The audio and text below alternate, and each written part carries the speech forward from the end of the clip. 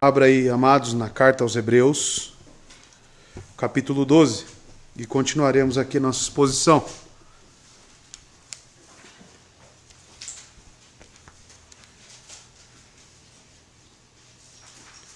Hoje 2 versos apenas, amém, irmãos? Verso 12 e verso 13. Então vou me ater apenas a esses 2 versos.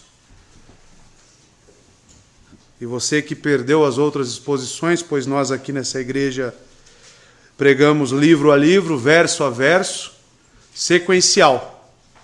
Tá? Então, nunca pense que aqui tem uma mensagem encomendada para você.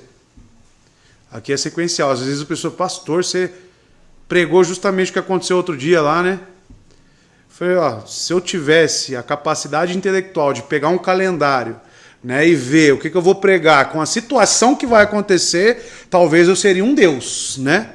Mas eu não consigo fazer isso não, meu irmão. Então, é sequencial aqui, verso a verso. E você que perdeu as exposições anteriores, está tudo gravado, né, na nossa página do Facebook e também do YouTube. Você pode acompanhar lá. Hebreus 12, verso 12 e 13, lerei os 2 versos e após farei uma oração. Diz o seguinte: portanto, levantai as mãos que se encontram cansadas e os joelhos fracos. Verso 13. E fazei caminhos retos para os vossos pés, para que o que manqueja não se desvie para fora do caminho, mas que seja curado. Até aqui, vamos orar mais uma vez e que Deus aplique a sua mensagem em nossos corações. Peço a ajuda do irmão nesta oração para que não haja nenhum incrédulo no nosso meio, né, com o coração duro e que rejeite a sua palavra. E que todos nós venhamos a ser edificados com a palavra de Deus. Oremos. Eterno Deus e Pai, eu quero te agradecer mais uma vez pela sua palavra, pelo Senhor ter nos salvado mediante ela, ouvindo ela. Assim o Senhor nos chamou eficazmente, Deus, e nos conduziu a Cristo Jesus. Aqui está ela mais uma vez sendo pregada e eu peço toda a fidelidade. Peço ao Senhor a aplicação genuína do Santo Espírito em nós e que cresçamos, Deus. Muitos princípios, muitos ensinamentos contém, Deus, na sua palavra. Seja apenas em um verso. O Senhor fala e ela é viva, sua palavra é viva, é eficaz, é como uma espada, Deus, que penetra no mais profundo do homem. Julga as nossas intenções, julga os nossos pensamentos e revela, Senhor Deus, quem nós somos e o que nós precisamos. E o que nós precisamos é de Cristo. Que o Senhor nos ajude a cada um dos meus irmãos a absorver essa palavra, Deus. E que o Senhor me auxilie, Deus, a anunciá-la com fidelidade, pois sou um homem miserável, com um coração, Deus, corrupto, e necessito do Santo Espírito e de Cristo na minha vida. Obrigado por tudo, Deus. Assim eu te louvo e te agradeço em nome de Jesus. Amém. Amados, estamos então aqui apresentando a exposição deste livro de Hebreus, tendo sempre em mente a teologia pactual, né, que tanto nos auxilia. A teologia pactual, irmãos, ela é a chave hermenêutica para muitas coisas. A teologia pactual é o que vai te trazer luz sobre o Antigo Testamento, como entendê-lo à luz do Novo. O Novo Testamento é quem interpreta o Antigo, e não o contrário. Então, olhando para o Novo Testamento como estamos aqui, numa carta aos Hebreus, escrevendo a um povo judeu que era habituado às práticas e costumes de todos os pactos e leis da Antiga Aliança, ele está trazendo a realidade para esses judeus, hebreus, para uma nova aliança, para um pacto da graça instituído. E ele já explicou a esses homens, a essas mulheres, a esta igreja, que todas aquelas práticas eram sombras passadas, tipologias, que não deveriam ser apegadas. As pessoas que ainda sacrificavam animais neste contexto, achavam que a salvação era através de algum feito delas, Ele diz que não, a salvação é pela fé. A salvação é pela fé que traz o arrependimento a cada um de nós, quando cremos em Cristo Jesus, que nos perdoa, que nos aperfeiçoa. Então, amados, esse é o grande desafio desta carta. Ler esta carta é crescer em entendimento. Os dispensacionalistas deveriam estudar a carta de Hebreus. Os nossos irmãos pedobatistas deveriam estudar a carta de Hebreus com honestidade, com sinceridade. Pois nós sabemos quantas vertentes se criam hoje em dia, irmãos, devido ao falso entendimento do Antigo Testamento. E essa é uma triste realidade. Por exemplo, amados, quando as pessoas querem lidar com a lei, as pessoas pegam, por exemplo, os 10 mandamentos, o caráter moral de Deus, e colocam tudo no mesmo pacote de leis cerimoniais e diz que aquilo tudo se passou. E incoerentemente, se você perguntar, eu devo respeitar e honrar pai e mãe? Ele diz, claro! Pois bem, isso está no 5º mandamento. Então, amados, uma falta de clareza que a teologia bíblica pactual nos traz luz. E foi justamente o que fizemos aqui, expondo esse texto, né, que já estamos encaminhando para o final. Agora, o autor, ele está dizendo que essa fé nossa, ela é aperfeiçoada. A característica de estar, amados, a distinção de estar inserido num pacto da graça, representado por Cristo, é justamente sobre aqueles que têm fé. E ele diz que esta fé é aperfeiçoada. Então lembre-se da exposição passada, onde o escritor de Hebreus, ele aplica aqui Provérbios capítulo 3, verso 11 a 12. Estão lembrados? Justamente quando ele diz, amados, vamos resgatar aí um pouco da semana passada.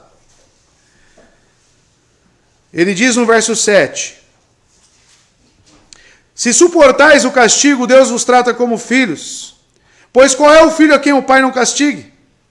Mas se ficais sem castigo, do qual todos são feitos participantes, então sois bastardos e não filhos. Então, amados, nós estamos tendo aqui da parte do autor de Hebreus uma aplicação através de uma citação de Provérbios capítulo 3. E por que ele faz isso? Ele diz que Deus aplica seus métodos através de aflições que aperfeiçoam a nossa fé e nós devemos receber essas tratativas de Deus de bom grado. Caso contrário, como diz o próprio texto, seremos filhos bastardos. Então, amados, o verdadeiro cristianismo é este. Por incrível que pareça, que é contrário a muitas coisas que nós pensamos. Que talvez nós recebemos de nossos pais ou das igrejas da onde viemos. Que as tratativas de nosso Deus são apenas abençoadoras. Que o nosso Deus é como se fosse um velhinho no trono, muito semelhante ao Papai Noel. Que uma vez por ano, né? Mas nós queremos todos os dias presentes, né? Ele vai lá e nos dá presentes. E através de méritos ainda, né? Se você for uma boa criança, você recebe um bom presente. Se você não foi... E as pessoas têm esse conceito no âmbito da fé, da salvação. Onde é justamente o contrário, onde Cristo veio para salvar pecadores, imundos, moribundos. Aonde Deus nos trata e aperfeiçoa a nossa fé através de aflições, através de situações incômodas, remédios amargos, mortes, doenças. Pense em Jó, ao qual foi citado aqui, como Deus aperfeiçoou aquele homem. Qual foi o método que Deus utilizou para aperfeiçoar Jó? E o início do livro do Jó diz que Jó era o quê? Um homem justo, perfeito, um homem íntegro. Cultuava a Deus, oferecia sacrifícios. E Deus vai até ele, lhe enviando uma doença, retirando a sua esposa, retirando os seus filhos. Para quê? Para aperfeiçoá-lo. Aquilo é cristianismo. Os métodos de Deus se mantêm até hoje. Não pense que a sua fé será aperfeiçoada, meu amado, ganhando presentes, ganhando bênçãos, digamos assim, como essa teologia da prosperidade aí prega. O nosso Deus nos aperfeiçoa, amados, através da dificuldade. É a famosa frase: mar calmo nunca fez marinheiro bom. Tá? É justamente na tempestade que eles são colocados, que eles são aperfeiçoados. Então, amados, devemos receber de bom grado as tratativas de Deus. E isso é um sinal de que somos filhos. Porque quando não recebemos as tratativas, quando vivemos a bel prazer, quando vivemos e tudo está bem, tudo está ok, como muitos que nos deixaram, hoje você pergunta para essas pessoas: e você sente falta da igreja? Ou como você está? Você acha que ela vai ter aquele senso: nossa, eu estou em um estado de miséria? Você acha que vai ter? Essas pessoas estão bem, irmãos. Essas pessoas estão plenas em si mesmas, descartando a igreja, descartando a mensagem do evangelho, descartando tudo que Deus comprou para nós como meios de graça naquela cruz. Amados, essa sessão aqui sobre disciplina agora está chegando ao fim. E ele vai colocar essa exortação final, uma exortação pastoral, através, amados, de mais uma imagem que ele utilizou já aqui de figura, o atletismo, né, ou as competições daquela época. E o autor conclui dessa forma as observações, como os irmãos verão na exposição. Mas, amados, de qualquer forma, enxergue esta mensagem, e o título da mensagem já é sugestivo: sejam fortes. Sejam fortes. E Deus é tão perfeito, eu meditando nessa palavra, irmãos, e da semana passada também, as tratativas de Deus é realmente para quem é um filho obediente. As tratativas de Deus já são contrárias a pessoas rebeldes. Uma pessoa rebelde jamais irá se submeter à palavra e às tratativas de Deus. Jamais. Por quê? Porque são amargas e doloridas demais. E por um outro lado, ela vai olhar para o mundo e o que ele está oferecendo. E o que o mundo está oferecendo? Para mim e para você agora? Um grande abraço, correto? Prazeres e mais prazeres, correto? Está agora mesmo. Nos nossos pensamentos, eu poderia estar fazendo o que agora? Poderia estar viajando, poderia estar na praia, poderia estar fazendo N coisas. O mundo é atrativo. O pecado é atrativo. E ele nos chama todos os dias. E nós cedemos muitas das vezes. Então, amados, as tratativas de Deus, elas já são contrárias a esse tipo de pensamento. Onde o próprio Cristo fala: vocês precisam morrer para si mesmos. Vocês precisam tomar a cruz de vocês. Se vocês querem me seguir, vocês precisam negar a si mesmo. Negar as suas vontades, que são bem semelhantes do mundo. Vocês precisam fazer isso se quiserem ser os meus seguidores. Para ser meu seguidor, vocês precisam morrer. Morrer para si mesmos. Fazemos isso, irmãos? Você faz isso. Você é discípulo de Cristo. As tratativas de Deus já repelem os rebeldes. Pense nisso. Porque o rebelde, ele sempre quer ser afagado, bem tratado. E se você contraria um rebelde, o que acontece? O rebelde se arma. Amados, o apóstolo aqui, né, como diz Calvino, então se eu falar algumas vezes apóstolo, mas o autor de Hebreus, ele prossegue estimulando essa igreja, estimulando a cada um de nós a buscarmos a renovação do nosso entusiasmo. Porquanto nada há que mais nos enfraqueça, amados, e devera nos leve à exaustão, que é o que ele vai tratar aqui: mãos cansadas, joelhos que estão fracos, do que sermos tomados de uma falsa noção e não mais divisarmos a graça divina em meio à adversidade. E nada há que seja mais eficaz, amados, para nos reanimar do que a compreensão de que Deus está conosco e que se preocupa conosco e ainda, mesmo assim, nos aflige. Parece meio controverso, né? Eu digo para a irmã Rosa: Deus está contigo, minha irmã. Deus está te abençoando. Como, pastor? Te afligindo. É assim. Então tenha por grande alegria, irmãos, como diz Tiago, pregado semana passada, passar por aflições. Agora, sua vida está livre de aflições, você deveria questionar a sua fé. A tratativa de Deus, conforme a luz das Escrituras, é aflições. É o castigo, é a disciplina para filhos. Para filhos. E o que ele está estimulando aqui a cada um de nós é receber de bom grado. E não ficar exausto. Então ele está falando para crentes. Ele não está falando para quem está livre dessas aflições. Porque a tratativa no contraste já foi dada. Então, amados, verso 12. Utilizando a King James aqui. Perdão, a João Ferreira de Almeida. Verso 12, acompanhe na sua Bíblia. Portanto, levantai as mãos cansadas e os joelhos vacilantes. Título, sejam fortes. Então vamos lá. Primeira coisa, ele emprega aqui a palavra grega dio, uma conjunção. Portanto, esta conjunção deduzível, contraída, né, de dia, por causa de, ou qual. Portanto, mostra aqui a seguinte exortação, que ela vem do discurso anterior, do verso 12. Vamos ler o verso 12 e relembrar? Portanto, levantai as mãos que se encontram cansadas e os joelhos fracos. E o verso 11, verso 11.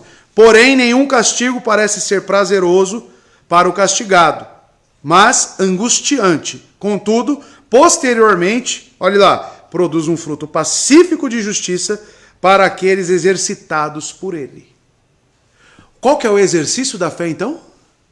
Segundo o verso 11, a disciplina do Senhor. É assim que se exercita o soldado da fé, né? O atleta da fé. Tem até um livro do Banha, eu tenho lá no meu Kindle, né? O atleta de Cristo. Provavelmente ele vai empregar algumas figuras deste cunho. Eu não li ainda, então é só apenas um pressuposto da minha parte, né? Então, amados, é com base nesse verso que ele aplica a conjunção, portanto. Ele está agora concluindo, ele está agora linkando este pensamento ao que ele disse anteriormente na exposição passada. E como que ele vai concluir? Dizendo o seguinte: levantai as mãos cansadas. Essas três palavras são três palavras gregas. Hu, pariemi, sheir. E que significa, amados? Justamente essa tradução de que as mãos ou braços, mãos aqui pode ser traduzido por braços, eles estão fracos, eles estão relaxados e precisam ser fortalecidos. Isto ainda é uma figura de linguagem. Vocês estão lembrados de que ele usou aqui, amados, a ideia de que alguém está lutando. Por exemplo, o verso 4, vós ainda não resististes até ao sangue, lutando contra o pecado. No verso 1, você vai ver aqui a figura de linguagem de corrida. Por exemplo, portanto, visto que nós também estamos rodeados de uma tão grande nuvem de testemunha, qual que é essa ilustração aqui? De um coliseu, de um lugar onde as pessoas estão assistindo. Quem são as testemunhas, irmãos? As pessoas aí fora? Os heróis da fé do capítulo 11. O próprio Cristo é quem está na arquibancada. E ele continua dizendo: deixamos de lado todo o peso e o pecado que tão de perto nos rodeia, e corramos com paciência, olha lá, a corrida que está proposta diante de nós. O autor então vem trabalhando com essa figura de linguagem para ilustrar para nós como que é a vida cristã. Como que é a vida cristã. E aqui ele fornece mais exortações. Levantai, fortalecei os braços cansados. Isso aqui, amados, aparentemente é um dito proverbial. Porque a expressão mãos débeis e joelhos fracos ocorre também em outros lugares da Bíblia. Primeiro, na passagem messiânica que descreve a alegria do redimido. Você pode pôr para nós, Maurício, Isaías 35, verso 3 a 5. Esta passagem é uma promessa messiânica aonde exprime para nós a alegria de um redimido, daquele que aguarda a vinda de Cristo. Veja só. Olha qual é a alegria daquele que coloca os olhos fitos em Cristo Jesus. Fortaleçam as mãos cansadas. Firmem os joelhos vacilantes. Digam aos desanimados de coração: sejam fortes, não temam. Seu Deus virá com vingança, com divina retribuição, virá para salvá-lo. E amados, ele já disse para nós como que vencemos essa corrida. O verso 2 fica claro para nós. E é a mesma coisa aqui que Isaías profetizou. Olhando para Jesus, colocando seus olhos fitos em Jesus, o autor e consumador, ou a palavra aperfeiçoador cabe aqui, da nossa fé, o qual pela alegria que lhe foi proposta, suportou a cruz, desprezando a desonra, e está assentado à destra do trono de Deus. Cristo recebeu a desonra, recebeu os açoites, recebeu a cruz de que forma? Com alegria. Com alegria. Você é cristão? Tende o mesmo sentimento que houve em Cristo. Tiago vem e diz: tende por grande alegria passar por aflições. E você correndo da aflição. A aflição está ali e você ali, ó, correndo dela. Você é filho. Você é filho, amado. Levantai as mãos cansadas, amados. E aqui esse capítulo, amados, de Isaías, a qual foi lido, era bem conhecido do povo que adorava nas sinagogas ou igrejas do primeiro século. E nós estamos numa igreja do primeiro século aqui. Essa carta foi escrita para judeus do primeiro século. Veja que o autor aqui está falando linguagem conhecida deste povo, para que houvesse entendimento. É mais ou menos pegando para aqueles incrédulos também que talvez estivessem ali. Vocês não cantam isso nas sinagogas? Vocês não anunciam estes versos? De Isaías 35, pois bem, este anunciou a vinda do Messias. Este anunciou a vinda de Cristo, a qual já morreu. E que talvez vocês ou os pais de vocês crucificaram naquela cruz. Como Pedro diz em Atos capítulo 2, no seu sermão. E aquele povo: e agora o que faremos? Creiam e se arrependam. É isso, irmãos. O autor de Hebreus então está falando aqui que muitos aqui, amados, estão com algum defeito nas mãos. Porque ele não está apenas citando Isaías. Ele está fazendo isso de forma a aplicar na realidade da igreja. E aí a aplicação serve para nós também. Mãos enfraquecidas é um defeito. É algo que precisa ser mudado. Tanto que ele traz: levantai, fortalecei. Estão enfraquecidas essas mãos, literalmente mãos que se cansaram. O que isso significa, pastor? Elas estão fracos, que ficam dependuradas. O Victor tem um cliente lá no estacionamento. Um dia eu estava lá e ele veio, né? Logo cedo, chega lá umas 8 horas. O cara anda assim. Ele não levanta nem a sola do pé. Ele se arrasta. E os braços, é como? Morto. Se pegar e fizer assim, ó, parece que é solto. Mãos cansadas. Não só as mãos, acho que lá o corpo inteiro está cansado, né, Vitor? O corpo inteiro. Amados, esta é a situação, claro que espiritual de muitos. De muitos. Tais pessoas se cansam do que estão fazendo a ponto de desistirem. E isso é algo que essa igreja está enfrentando. Muitos estão desistindo. A exortação é direcionada para as partes do corpo envolvidas nos esportes. Não perca a imagem alegórica aqui em vista. Lutas, corrida, como ele disse no verso 1 e no verso 4, já lido para os irmãos.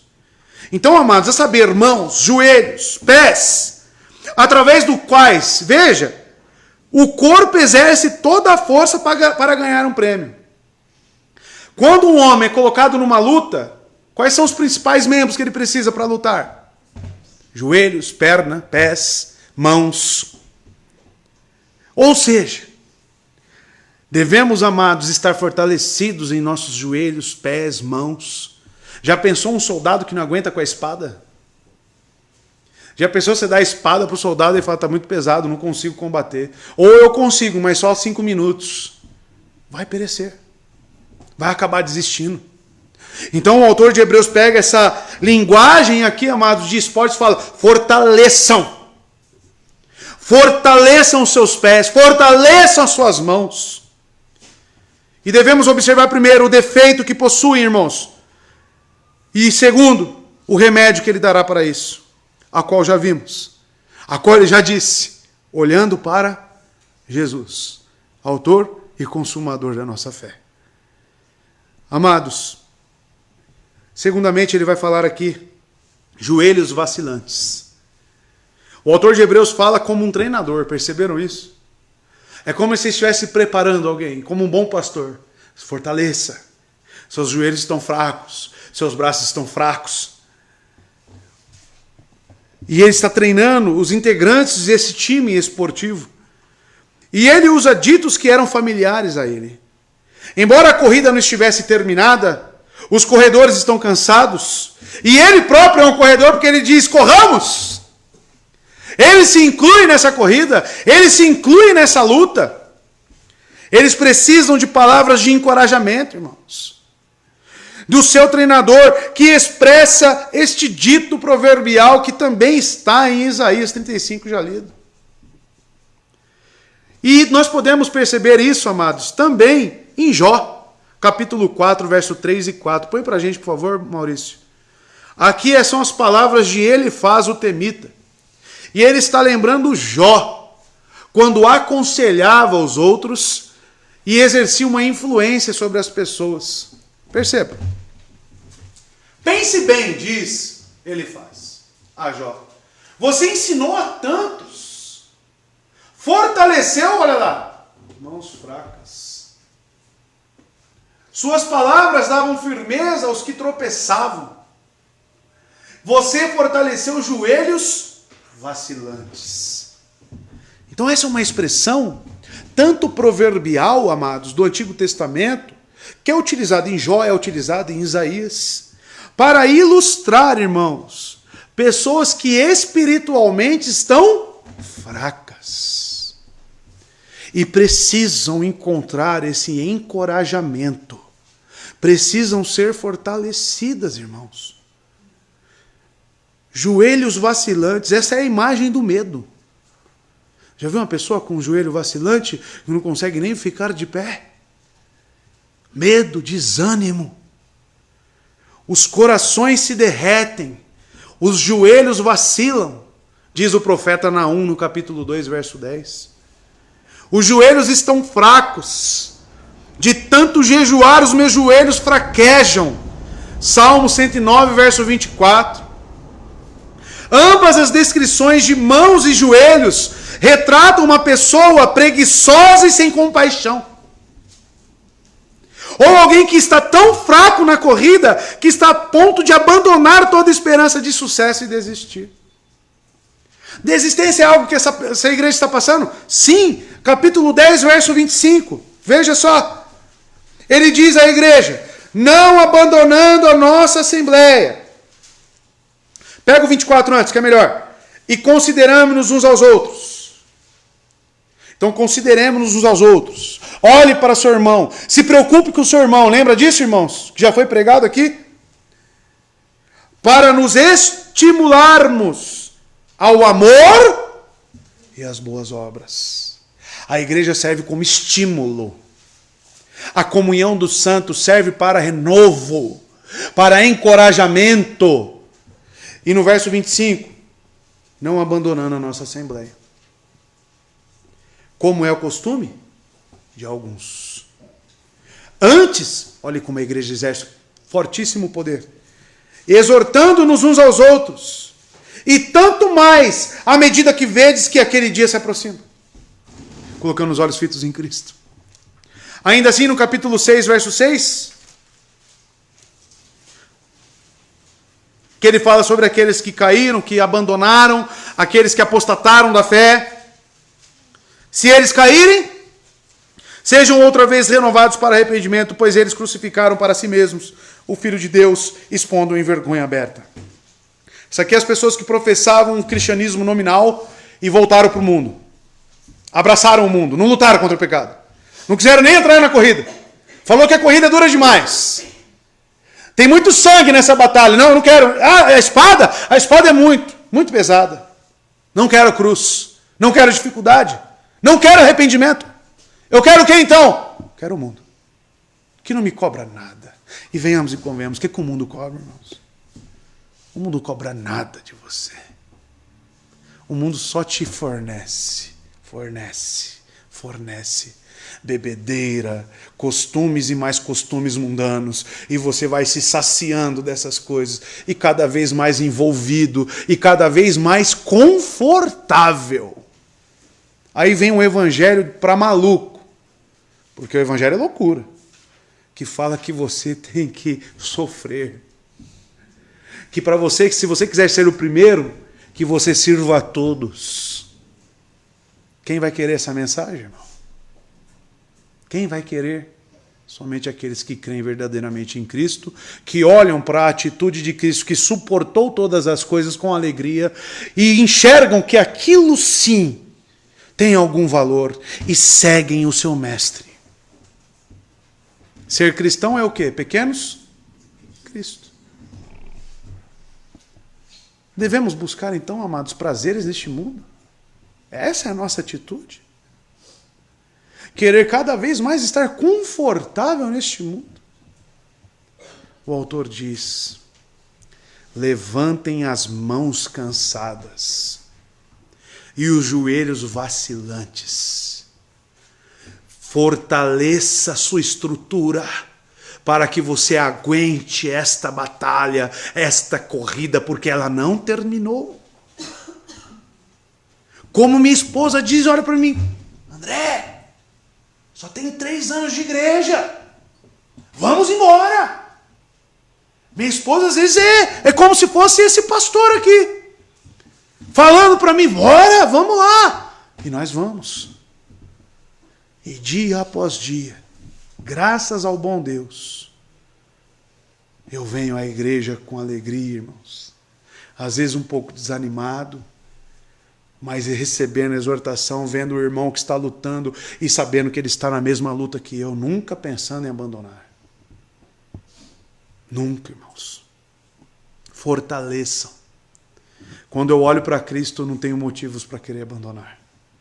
Quando eu olho para Jesus e o que ele fez, o que eu possa fazer na minha vida inteira nem se compara. Nem se compara. Fortaleçam. Levantem. Vem da palavra norto.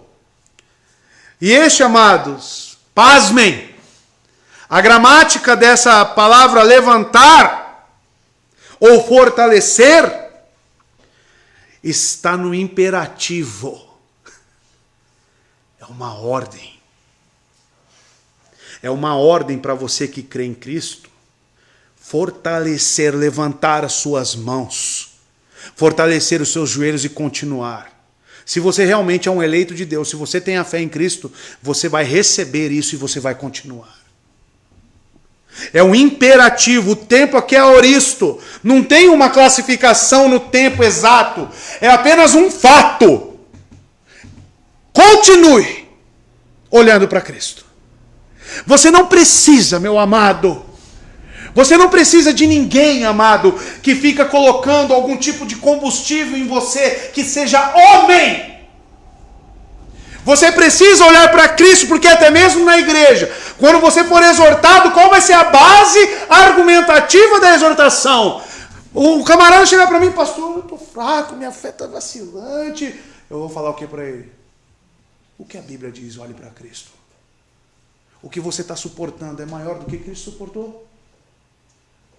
Então ouça a sua voz, olhe para a palavra de Deus e siga. E eu não vou virar para a pessoa e falar: nossa, você é querido, oh, você é a menina dos olhos azuis do papai. Não! Eu vou falar para você: olhe para Cristo, o autor e aperfeiçoador da sua fé, e continue. Isso é ter fé, irmão. Esses homens da galeria da fé, eles suportaram como? Elias, sozinho. Samuel, como cantamos, Moisés, como eles suportaram? Com alguém ali, falando palavras motivacionais para ele? Que ele é lindo, que ele é belo, que ele... Não. Homens que passaram na fornalha da aflição, mas olharam para Cristo, para as promessas. E nós, irmãos, já temos a cruz consumada, já temos Cristo já morto, ressuscitado e já exaltado à destra de Deus Pai. E nós vamos querer o que mais? Que motivação você vai querer? Ele próprio disse aos discípulos: tende bom ânimo. Neste mundo tereis aflições. Mas eu, aí ele aponta para si, mas eu venci o mundo. Os discípulos tinham que olhar para quem, amados? Aí a pessoa sai da igreja e fala: ai, ninguém me amava.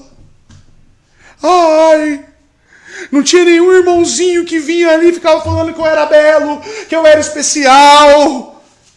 E passava a mão na minha cabeça e nos meus problemas. Não, a verdadeira exortação é: suporte as aflições que estão na sua vida, pois são enviadas por Deus nos seus divinos decretos, e você deve receber de bom grado. Olhe para Cristo, continue, pois Ele suportou com alegria todo o sofrimento. Essa é a exortação. Esse é o encorajamento. Levantem. Amados, a mesma doença está afetando diferentes partes do corpo, esse cansaço, esse desânimo. Então o autor prescreve o mesmo remédio para ambas: levantar, fortalecer. Amados, levantem-nas para a postura correta, acertem-nas novamente, apliquem-nas ao seu dever. Isso aqui é lúcido, amados. Principalmente para quem corre profissionalmente, pegando aqui a figura de linguagem, mais uma vez. Quando eu sofri o acidente, amados, de moto, eu tive que reaprender a andar, sabiam disso? Porque eu fiquei muito tempo, para quem não sabe, eu tive uma amputação no hálux direito do meu pé, a ponta do meu dedão. Aí a fisioterapeuta falou para mim, tem fisioterapeuta aqui, a Natana é fisioterapeuta, você vai ter que reaprender a andar. Aí colocaram lá para caminhar. Aí ela ficou olhando como é que era a minha pisada. Minha pisada é de fora para dentro. Ela falou: você vai ter que corrigir aqui, vai ter que corrigir ali. É justamente o que o autor está falando. Endireita a sua passada. Segure de forma correta a sua espada, lutador. Ele está reorganizando.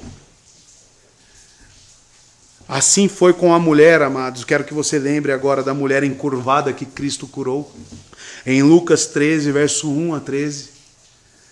Aquela mulher andava toda encurvada, toda torta durante anos. E talvez você esteja assim. Talvez você esteja vivendo um cristianismo encurvado, torto. Um cristianismo que precisa ser aperfeiçoado. Um cristianismo que precisa ser endireitado. Como? Aceitando as aflições, vivendo pela fé. Endireite esse joelho, se firme os cotovelos. Fortaleça. Verso 13, irmãos. Não se esqueça, tá, irmãos? A gramática que é muito importante nesse levantar, fortalecer. É um imperativo, irmãos. Isso aqui é uma ordem para mim e para você.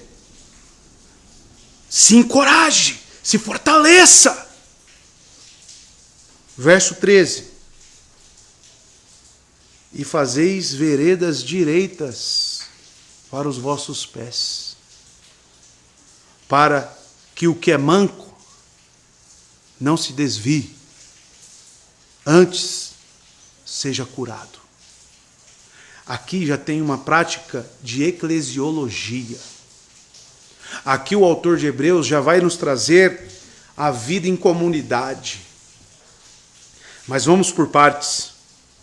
O treinador continua a sua citação de Provérbios, que é completado com uma declaração paralela. E adotem somente os caminhos que são firmes. Só que Provérbios aqui agora, Provérbios 4, 26. Põe para mim, por favor, Maurício. Veja bem por onde anda, e os seus passos serão seguros. Aqui eu já começo a ter uma noção do que o autor está me ensinando. Do que o autor está me dizendo. Como que eu vou fortalecer os meus joelhos? Como que eu vou conseguir? Olhando para Cristo, a qual ele já disse, já nos ensinou, e agora, fazendo veredas direitas. Andando no caminho que é reto. Como que eu sei o caminho que é reto? A palavra é luz para os nossos pés. Meus pés servem para caminhar na onde? No caminho. Andar pelo caminho. Então, como que eu faço veredas direitas para o meu pé? Obedecendo. Se a palavra me diz que eu devo fazer, por que eu não faço? Ou vamos um pouco mais a fundo, você conhece a palavra? Um ignorante na palavra é aquela citação que eu sempre digo aqui do País das Maravilhas, né? Quem não sabe para onde quer ir? Qualquer caminho serve. Aí vai precisar de direção? Vai precisar de luz no caminho? Não, qualquer caminho serve. Com obstáculo, sem obstáculo, aí é indiferente. Nós, o povo de Deus, precisamos conhecer as instruções do nosso general.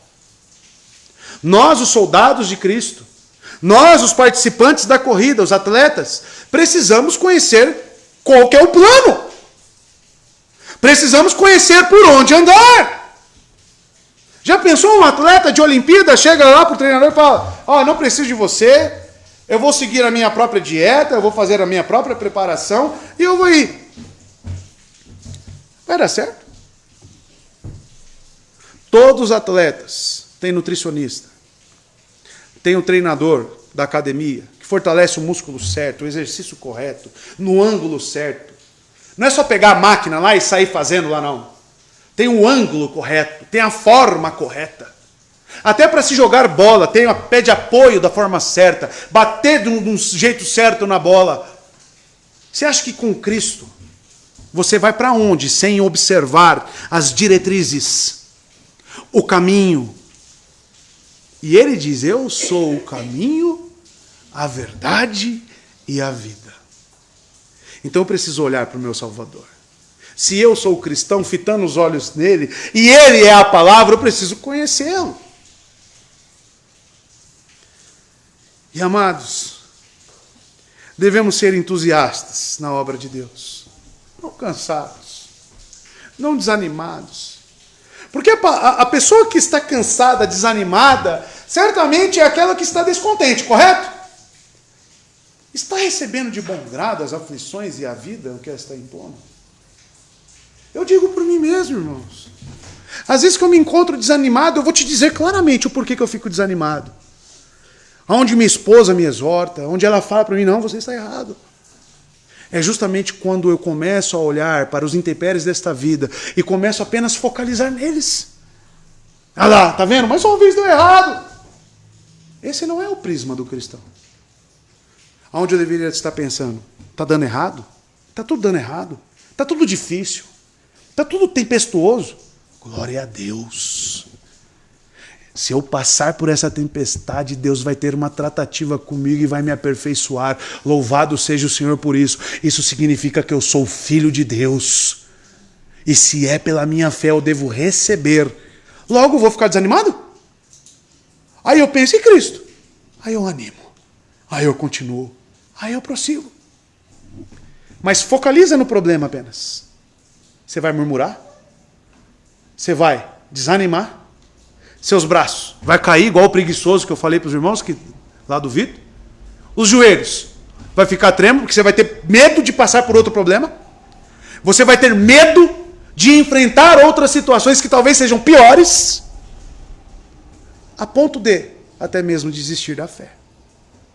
É isso que eu falo para os irmãos aqui. Talvez a sua vida esteja boa demais, irmão. Talvez a sua vida esteja cômoda demais. Eu falo para as irmãs assim, se você perder seu marido, você continua na igreja? E o contrário? E o filho, se perder o pai e a mãe, continua na igreja? Vai suportar? Ou vai debandar para o mundo? O autor de Hebreus aqui está falando: se animem, se fortaleçam, fazei caminhos direitos. Amados, o autor até aqui declarou que devemos entregar-nos às divinas consolações a fim de sermos fortes e dinâmicos na realização do bem. Já que seu auxílio é o único apoio, ele agora adiciona um outro ponto, a saber, que devemos caminhar com prudência, seguir o curso certo. O entusiasmo irracional não é menos danoso que a indolência e a frouxidão. Hoje mesmo estava pensando comigo, domingo é dia do Senhor, meu filho não tem essa prática, está em casa. E aí, vou deixar ele fazer as práticas dele? Ou eu vou manter a minha fé e o que eu professo? Olha como nosso coração é corrupto. E eu comecei a negociar comigo mesmo. Não. Porque o mandamento é claro. Nem você, nem teu servo, nem ninguém que está na tua casa. Ninguém! Nem os teus animais. Esse é o quarto mandamento, correto? Nem os teus animais. Então, se ele está na minha casa, ele vai seguir o quê? As ordens da minha casa. Porque é a fé que eu e a minha esposa professamos. Esse é um caminho direito que eu devo seguir? Se eu pisasse fora, eu já não estaria aqui, fazendo veredas direitas para mim. E quantas outras aplicações e situações nós temos no nosso dia a dia? Você está fazendo veredas direitas para o seu caminho? Você sabe o que é errado e continua fazendo o que é errado? Negociando consigo mesmo, como eu acabei de transparecer aqui para os irmãos? Se eu sei que esse caminho aqui é tortuoso, eu vou por ele? Sendo que a palavra fala que esse aqui é melhor? Para onde que eu vou? Qual o caminho que eu vou seguir? O caminho reto. O caminho direito. Essa vereda direita, amados, a qual o apóstolo nos recomenda, parte do ponto onde a mente humana vence todo medo e só leva em conta o fato de receber a aprovação divina. Porquanto o medo é muitíssimo engenhoso em descobrir outros tantos desvios. Como sempre buscamos sendas tortuosas, companhias tortuosas, videozinhos de internet tortuosos. Nós ficamos buscando essas coisas. Vai ser fortalecido? Vai encontrar auxílio? Amados, a receita do bolo está aqui perante seus olhos. Por que você está desanimado na fé? Primeiro, seus olhos provavelmente não estejam em Cristo. Isso vai levar você a não receber as aflições. Vai levar você a murmurar, fraquejar. E segundo, certamente você não está fazendo os caminhos certos para os seus pés. Você não está tomando os caminhos certos. Eu e você precisamos olhar para a palavra de Deus e segui-la. Samuel, Moisés, Arão, como cantamos aqui no Salmo 99, ouviram e deram bom testemunho. Obedeceram. Esses aqui do Heróis da Fé do capítulo 11 fizeram o quê? Alcançaram bom testemunho.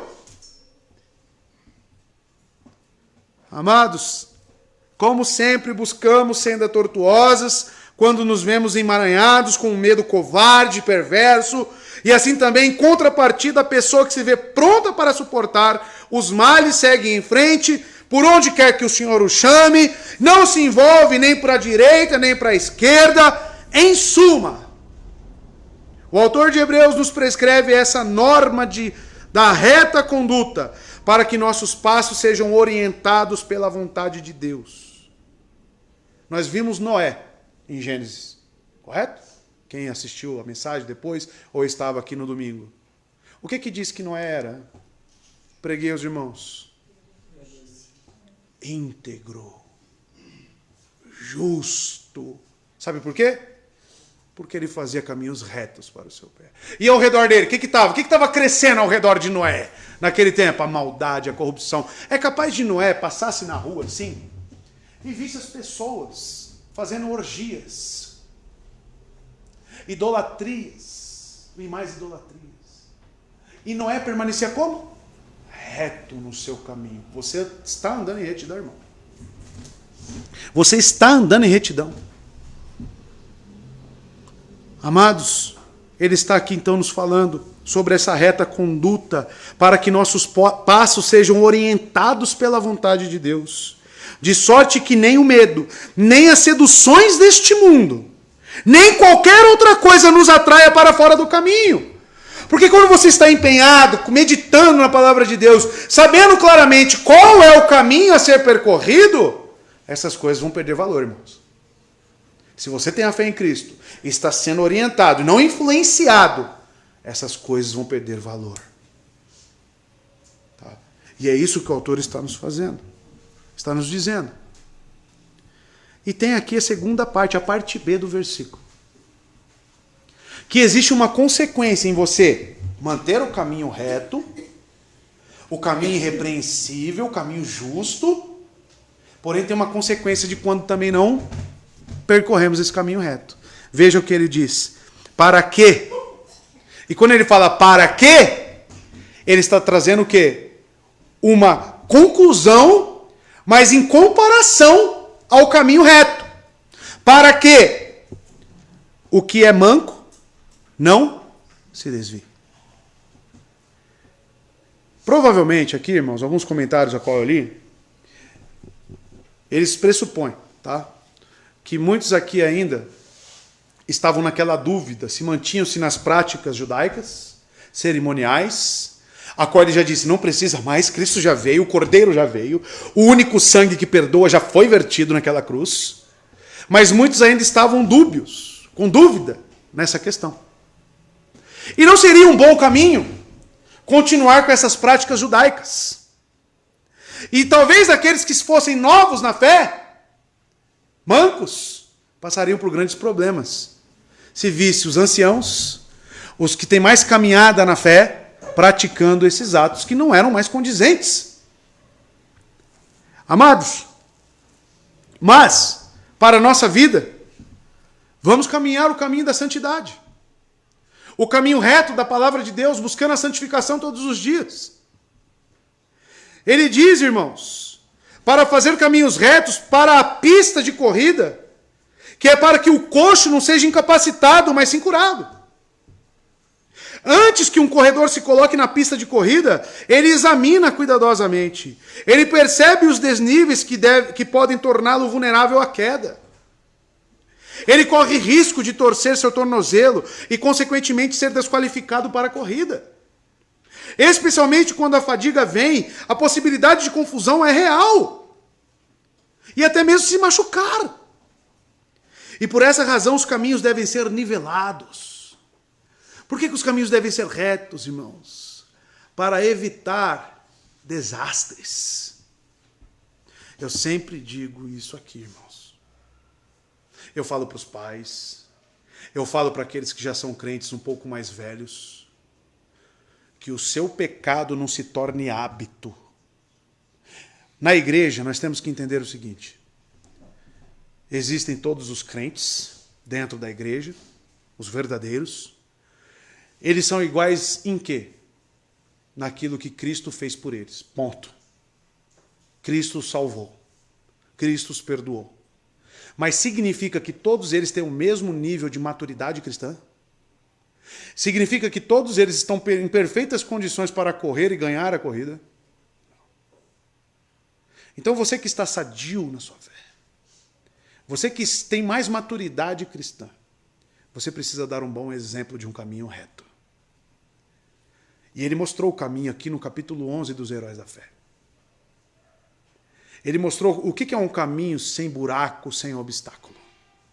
Abel na adoração, Noé na obediência, Enoque andando com Deus.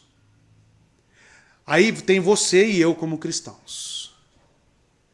A sua negligência, a sua falta de compromisso com a palavra e com Cristo pode se tornar um padrão. E que padrão seria esse?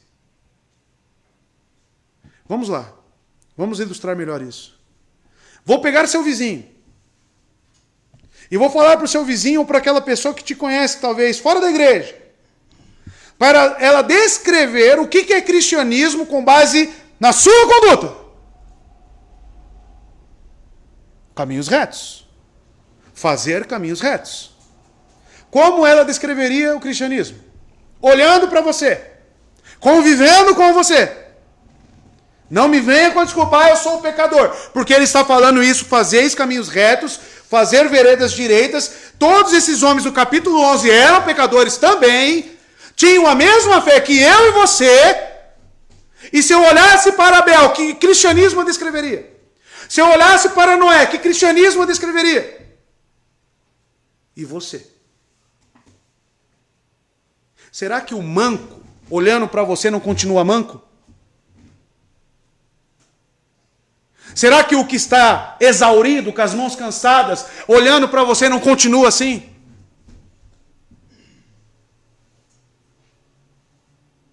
Reflitamos, irmãos, no nosso serviço ao Senhor, na nossa vida conjugal, em como eu crio meus filhos. Você se torna um padrão.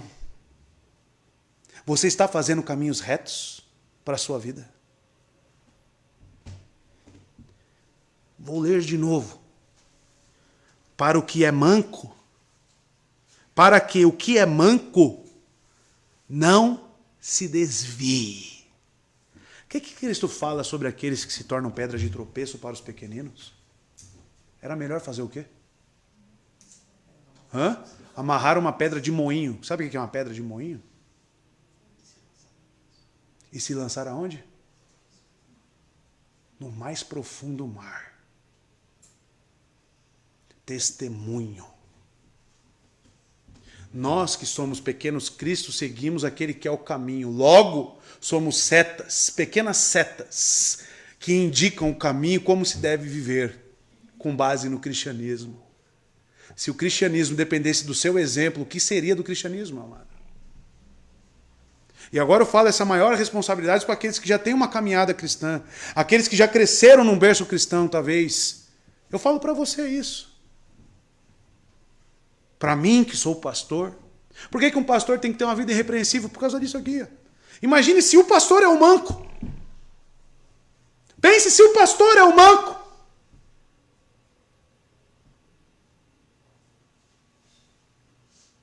Nós temos que pensar nisso, amado. O texto é claro. O texto fala por si só. A corrida, ela tem que ser representada por bons corredores. Então, amados, ele diz a razão para fazer caminhos retos, para a pista de corrida, para que os coxos não sejam incapacitados, mas sim curados. Antes que um corredor se coloque na pista de corrida, então ele deve analisar, deve calcular a sua torre do cristianismo, deve saber o que é o cristianismo. A sala de novos membros ou de novos convertidos, amados, deveria ser apresentar o cristianismo nu e cru. Você quer ingressar realmente nessa vida? Você vai ter que fazer isso. Isso é semelhante a Cristo. E apontar para o autor e consumador da nossa fé. Você vai ter que copiá-lo. É isso aqui que você vai ter que seguir. Você tem capacidade para isso? Você quer realmente fazer isso? Você vai entrar nesta? Sim ou não? É isso que você quer para a sua vida? Sim, é isso. Ele é meu Salvador. É isso que eu quero seguir. Então venha. Vamos embora. Agora, muitos cristãos estão aí no meio do caminho dizendo que são cristãos, mas nunca calcularam essa torre. Nunca pensaram o que é o cristianismo. Ou talvez nunca apresentaram a elas o que é o verdadeiro cristianismo. E o verdadeiro cristianismo é isso que o autor está falando aqui. Vocês não lutaram contra o pecado até derramar sangue. As pessoas às vezes falam que eu sou muito severo, Felipe. Que eu sou muito duro. Esse pastor aqui, então, nos dias de hoje, seria um lunático. Seria um lunático. Nem todos os corredores, tenhamos isso em mente, irmãos. E é por isso que eu falei que aqui tinha uma prática de eclesiologia, de como vivermos em igreja. Nem todos os corredores estão em perfeitas condições físicas para correr, ou lutadores para lutar. Alguns estão em desvantagem, isto é, coxos. Para quem não sabe o que é coxo, é aquele que anda. Tá andando? Tá andando? Tá indo? Tá indo. Mas de que jeito? Bem? Bem? Conhece crente assim? Tá indo, mas alguns nem estão indo, tá? Eu estou falando de quem não tá indo. Eu estou falando de quem tá indo. Tá? Tá aqui, ó. Tá indo. Mas tá indo. Coxo. Todavia, apesar de sua condição, não importa se é condição pré-existente ou resultado da corrida, eles devem persistir. Eles devem continuar e finalmente completar a corrida. Ao encorajar esses corredores deficientes e ao remover buracos e lombadas do caminho, e você talvez seja o buraco, os atletas saudáveis fazem um trabalho distinto. O resultado será que o fraco também alcançará a linha de chegada. Se os caminhos não forem planos, o coxo será desqualificado. Uma obrigação cooperativa. A ideia do autor aqui, amados, é exatamente o que Paulo diz em 1 Coríntios 12. É exatamente, amados, o que vemos Paulo falando aos Efésios, por exemplo, sobre a igreja. A edificação de todas as juntas, bem unidas, bem compactas. Quando uma está doente, o que Paulo diz? O outro que está sadio vai lá e cura. Agora pensa, os dois braços doentes, quem vai cuidar de quem? Quem vai cuidar de quem? Então, amados, ele enfatiza a necessidade e a obrigação de responsabilidade corporativa que os crentes têm. Em passagens anteriores, ele instruiu os leitores a levar a sério essa responsabilidade. Aí eu quero resgatar a sua memória quando ele já falou sobre essa vida na igreja.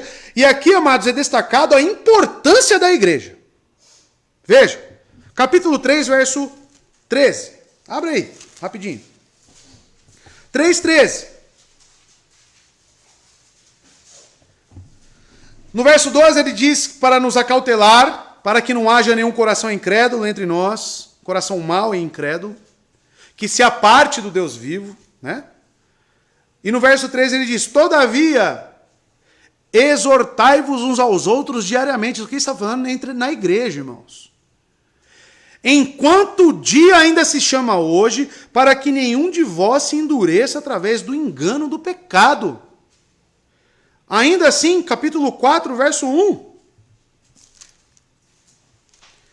Portanto, temamos, a fim de que a promessa deixada para nós de entrar em seu repouso não exclua nenhum de nós. Está chamando a igreja a responsabilidade de cuidar um dos outros. Você erra quando coloca a responsabilidade apenas sobre o pastor. Você é o responsável também. Tá? Eu já tive que exortar irmãos que faltam nos cultos solenes e colocam o porquê faltou no culto solene, irmão. No grupo da igreja. Ah, porque eu fui trabalhar. Era uma obra de necessidade? Era algo que poderia ser feito em outro dia? Não. Aí eu tenho que chamar esse irmão no privado e dizer que esse teu costume, que é pecado, não se torne um padrão e uma pedra de tropeço para aqueles que estão começando na fé. A mesma coisa é para o seu filho, pai e mãe.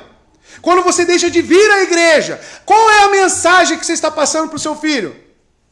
A igreja não é tão importante assim. Ah, você pode faltar quando você não se sentir tão bem assim. E eu não estou falando de enfermidades graves.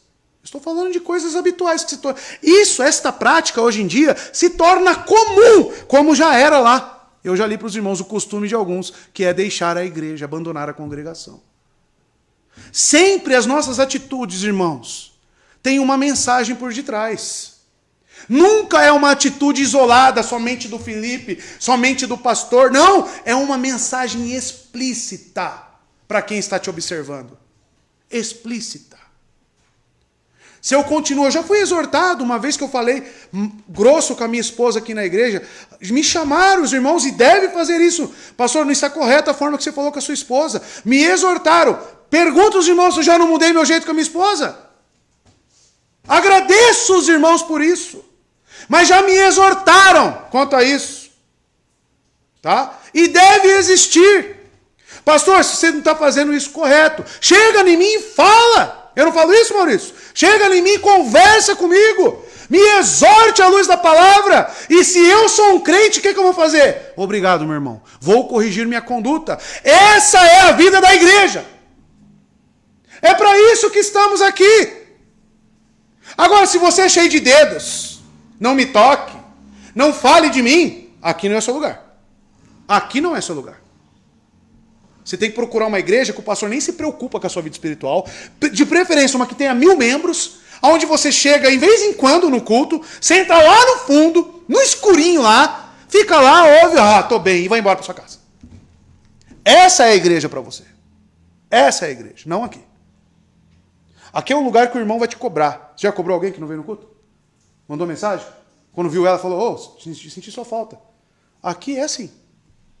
Por quê? Porque Hebreus ensina isso. É um sinal de incredulidade a pessoa começar a faltar na igreja? O que você acha? A não ser que seja um caso extraordinário, que tenha realmente um motivo plausível. Isso é incredulidade. O que ele disse? Vamos ler de novo? 12, 13. Acautelai-vos, irmãos, capítulo 3, 12, 13. Acautelai-vos, irmãos, que nunca haja em qualquer um de vós um coração mau e incrédulo que se aparte do Deus vivo.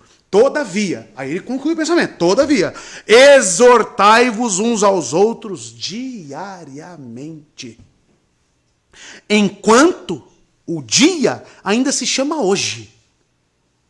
Porque se ele morrer amanhã? E aí, você que ficou quieto? Vai adiantar? Para que nenhum de vós se endureça através do engano do pecado. Por que se endureça? Porque eu disse para vocês, irmãos, as práticas pecaminosas se tornam costumeiras e você se adapta a isso facilmente. E logo o que é errado para você não é mais errado. Aí seu coração entra em um estado de endurecimento.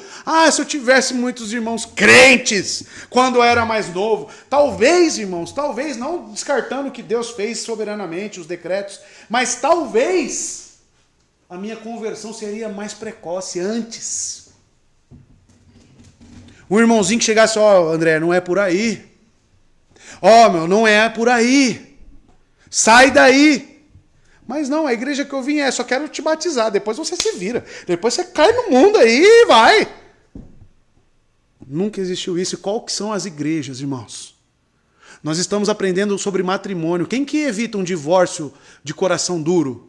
Quem é que entra no meio para evitar isso? A igreja. A igreja. Mas qualquer tipo de igreja? Igreja que se preocupa com disciplina eclesiástica. Igreja que se preocupa com a sua vida espiritual. Essa sim. Ela pode salvar o seu casamento, pode salvar a sua família, este meio de graça. Aí eu lavo as mãos para a igreja. Aí você está negando o que Cristo comprou na cruz. E você tem que avaliar a sua salvação. Então, amados, para concluir, para que o manco não se desvie, antes, não é só uma questão de se desviar, mas antes, seja curado. É você pegar o irmãozinho pelo bom procedimento que você tem, como cristão. O bom procedimento que você tem, mostrar o caminho com a palavra, vivendo a palavra, você vai se tornar um bom padrão de cristão. E a pessoa que está começando na fé, que está ali manquejando, vai falar, verdade, aquele irmão está apontando, está vivendo como Cristo realmente. Então eu vou. O que Paulo falava? Me copiem. Paulo não fala isso? Me copiem. Façam o que eu faço. Aí muitos falam, nossa, que presunção de Paulo, né? Um pecador falando isso. Mas ele dava um bom testemunho. Ele diz que esmurrava o seu corpo para não ser pego naquilo que pregava. E nós, irmãos, estamos preocupados com isso? Estamos preocupados com um bom testemunho? A começar na sua casa com o seu filho? Eu digo, a sua família pode ser tanto um meio para salvar os seus filhos, como também para colocá-los na perdição eterna. A sua família. Através do seu testemunho, através dos seus costumes. Minha esposa chega nas exortações que ela faz para mim, são muitas. Ela fala, antes da gente ter filho, a gente tem que corrigir isso. Está errado? Não está errada. A ponto de nós, às vezes, agradecermos a Deus para olharmos para as Escrituras e amoldarmos nossas vidas a ela. Ou seja, fazer veredas retas nas nossas casas. Para quando o meu filho chegar, a vereda reta já exista. O que eu sei que não é um privilégio para muitos, porque às vezes você está corrigindo e o seu filho já está ali no meio. Mas como que você mostra, Vereda?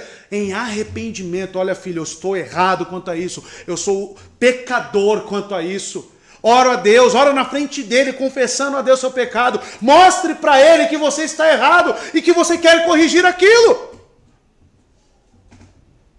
Crie veredas retas e não tortuosas, para que o manco não se desvie e antes seja curado. O corpo de Cristo consiste de muitas partes, irmãos. Paulo nos lembra disso em 1 Coríntios 12, como eu disse. E todas as partes formam uma unidade. E nenhuma parte existe por si mesma. Você não é uma parte por si mesma. Tire isso da sua mente. Você é uma parte de um todo, que precisa ser exortado, que precisa exortar, e que precisa ser edificado e precisa edificar. Entendeu o que é a igreja? Igreja é isso. Não existe igreja de culto online. Não existe igreja de batismo online. A igreja acontece aqui, ó. No dia a dia, no tete a tete, abraçando o irmão, chorando com o irmão, na reunião de oração, onde você confessa para ele, onde ele ora por você e você ora por ele. É aí que acontece igreja.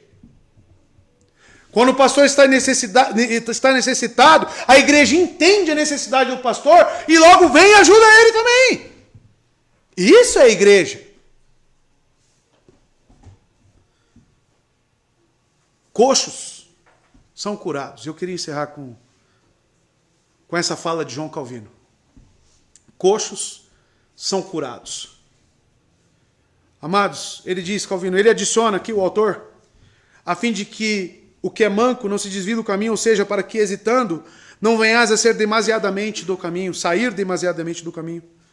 O autor usa o verbo manquejar ou coxear no sentido em que as mentes humanas oscilam e não se devotam sinceramente a Deus. Elias se expressou assim àquelas pessoas de duplicidade mental que misturavam o culto divino com as suas próprias superstições. Onde você pode ver isso? 1 Reis, capítulo 18, verso 21, onde diz: por quanto tempo cocheareis entre duas opiniões? Sabe o que está dizendo aqui? Por quanto tempo você vai viver com um pezinho no mundo e um pezinho na igreja? Por quanto tempo você vai levar uma vida dúbia? Seja sincero consigo mesmo. Você pode estar colocando outros coxos a se desviar. E tem muita gente nos olhando, viu? De fora, familiares. Tá só olhando para você que se diz crente. Vamos lá, vamos olhar, né? Nós já tá perdido mesmo? Eles falam assim, ó. Nós já estamos na imundícia mesmo, mas agora vamos olhar para aquele que se diz santo. Aí fica lá olhando para você.